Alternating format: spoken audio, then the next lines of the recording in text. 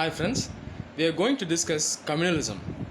You might have read this term in the newspapers many times. You might have heard this in the news channels. So communalism, I think most of you would be well aware of this term. So now we are going to discuss this from a sociological perspective. Communalism generally it is regarded in India as a religious phenomenon. People identifying themselves on the basis of religion, the division of people on the basis of religion, the segregation and isolation of people on the basis of religion, and its manifestation through things such as communal riots and other problems. Generally, this is assumed to be communalism in India. But from a sociological perspective, it's not a simple phenomenon. It's actually a complex phenomenon. So we are going to discuss into that. Now, how communalism arises. Before going to into that, what is the meaning of communalism in the first place? Communalism, it contains this word community. So it is a result of the term community. So what is this? So community means what? Community means group of people identifying themselves on the basis of an identity. That could be caste, that could be a ethnicity, that could be religion, or it could be gender. So it could be anything. It could be basically any common identity based on which people identify themselves. So on the basis of this identity, a sense of we versus they feeling, us versus they, you and I, we are not same, we are different. So people are creating a sense of division among themselves on the basis of a common identity. So this we versus they feeling, this feeling, it manifests in the form of communalism. Now, communalism, whether religion is a reason for this, many people think that religion is a basis for communalism in India. But the fact is that religion is not the reason for communalism. Communalism is actually not a religious phenomenon. It is actually a secular phenomenon. This may sound rather surprising, but actually communalism is a secular phenomenon. It is not a religious phenomenon in the sense that the causative factor for communalism, the root lays in secular factors. It does not lay in religious factors. We take USA as an example. Do we see communalism in USA? Does the people of America fight between each other on the basis of religion? They don't. But the people of India, they often fight between themselves on the basis of religion. Right? We see things such as Hindutva. We see the minority community such as Islamic community often opposing things such as uniform civil code, even though it is beneficial in the long run. Why do we see such things in India? These are all manifestation of communalism. But why don't we see communalism in USA and we see it in India?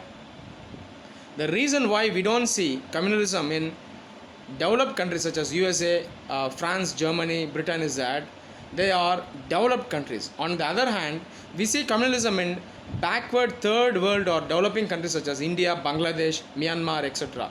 The reason is these countries are backward. So it is basically developed versus developing.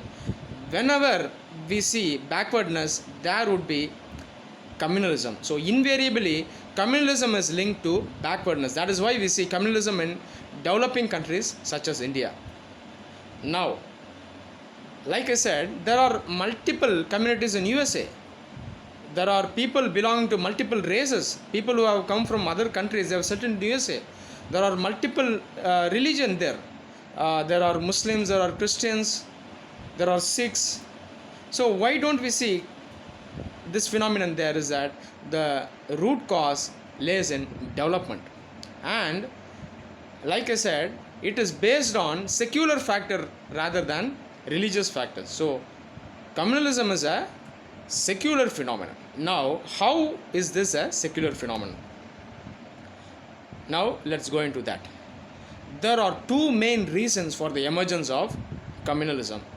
The first reason is whenever there is backwardness, whenever a country is backward, what happens is that The people belonging to different communities, they try to compete with each other for power. They try to compete with each other for getting the limited available resources. So in order to capture power and get authority over these resources, what they do is that they try to identify themselves on the basis of religion. As a result, communalism emerges. This is the reason why communalism is seen in countries such as India. For an example, the Hindu community and Muslim community, they often fight with each other over many issues. But if you look at the underlying reason, the reason would be mostly secular in nature.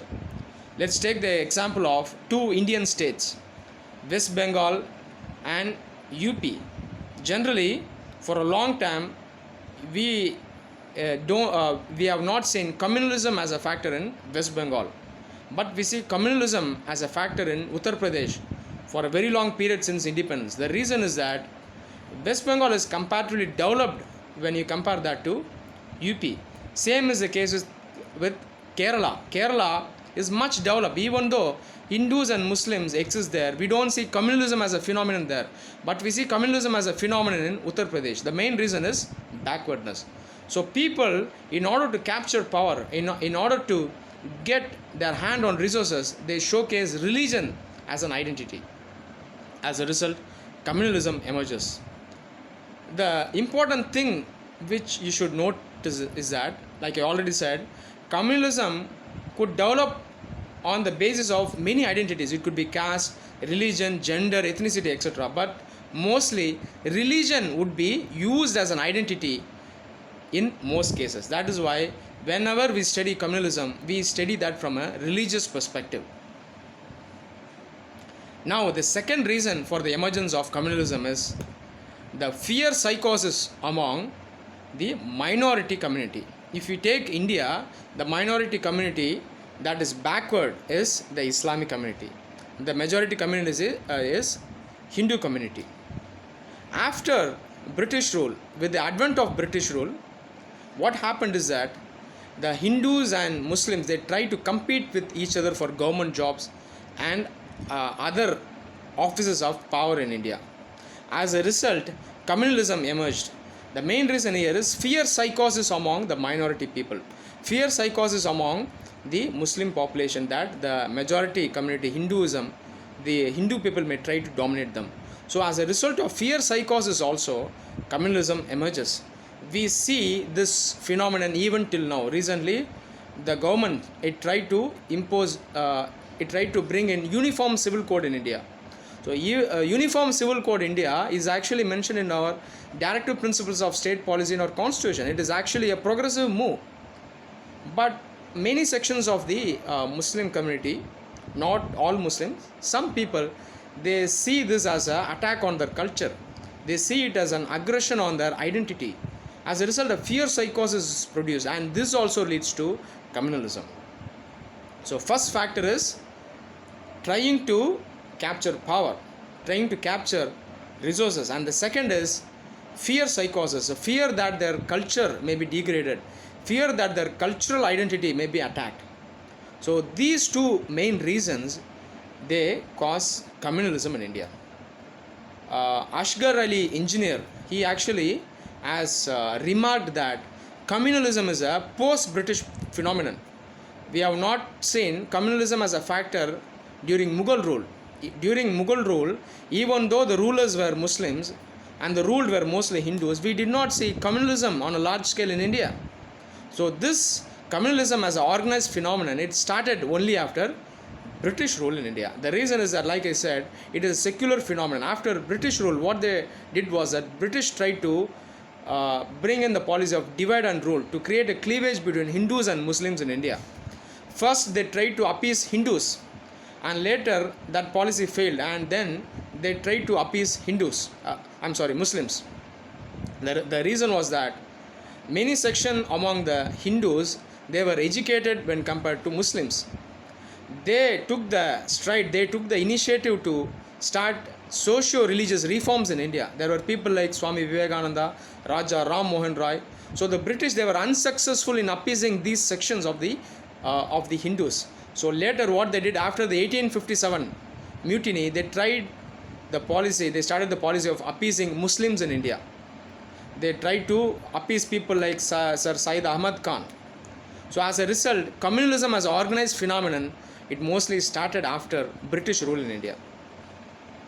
Whether we can eradicate communalism in India, like I said, communalism will stay as long as development is assured. As long as we stay in backwardness, as long as there is backwardness, definitely there will be communalism. The only antidote, the only solution for communalism is development and development alone. So only with socio-economic development, only when development reaches all sections of society, only when inequalities are removed, people will stop identifying them on the basis of religion. They will stop using religion as a factor to capture power. They will stop using religion as a factor to get their hand on resources. Only with education, only with development, people will stop fear psychosis. The fear psychosis among people that their culture may get degraded, that their culture is being attacked. This phenomenon, it will stop only with the advent of development.